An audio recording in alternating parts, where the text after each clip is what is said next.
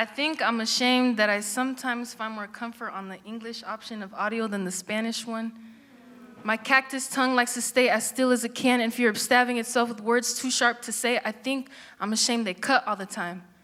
I feel too Ingles, too close to Anglos that I'm starting to sound like one. Me da miedo de perder el sonido de los tamborazos, de perder mi llanto mexicano. I feel more like the snake in the eagle's mouth than the eagle itself, feeling feasted on rather than flying my Spanish-less sky and more like being swallowed whole. I think I'm ashamed that I trip over double-rolled words more than I do when my tongue only has to flip once. I ask myself why I always pleaded my abuelita to learn English when Spanish was already sitting at the tip of my tongue. I was asking a woman to stand for a lengua. I was asking a woman to make her lengua stand for a language whose creators cut hers. When my mommy struggled learning another dialect but always found new ways to say te amo. I always give myself shit for knowing 2 European languages. Like I'm not qualified to mourn the death of my ancestors because my words will mimic those they heard seconds before dying. I wonder if my Spanish sounds like cries, llantos de dolor, like a stapled lip wanting to open, but I refuse to hide all this grit and hum. I think I'm ashamed of the fact that my tolerance for chingaderas is minimum. Like my assertiveness shouldn't have a maximum. I'm ashamed of being ashamed that I carry the guilty verdict when my existence is rooted in victims. I think I'm ashamed that Spanish subtitles make my head spin, not because I can't read them, but because my mind is always on E. My mouth knows error more than it does enamorar. I discredit my fluency, knowing I passed all my tests in Mexico, past the expectation they had of a norteña, and earned proficiency when I'm pop quizzed by anybody's abuelitos.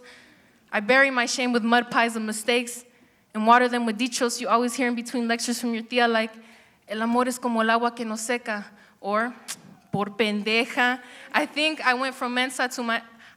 I swallowed my shame when I went from mensa to maestra.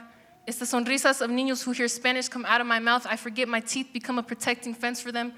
For mis bebés who bite their own cheeks, chewing words like carne asada, but it's hard to swallow when the taste is different. When the accent above their names give away their accents, and until I tell them it's okay, their words dance in English, and yell the words te quiero by the end of our conversación, I think I finally spit out my shame when the señora who walked into my job roamed the aisles with the face straight to the mine. She expected her hola to turn into an echo until I responded, mande, ¿en qué le puedo ayudar? And her smile became more curved than her cane. She told me my Spanish felt like a tiger blanket, that it reminded her of her own tongue, too afraid to soar. Then she grabbed my hand and whispered, tu llanto no desapareció. Está escondido debajo de tu lengua chiquita. I think I finally threw shame and vergüenza into the molcajete and made salsa hot enough to tear up my third eye, green enough to keep me grounded. That's how you know you've created pride. Blended orgullo and humildad, surprised at how my tongue recognized it stuck between Spanglish and spicy. I think I'm ashamed that I never told myself, eres más chingona que pendeja y mexicana que americana. Yeah.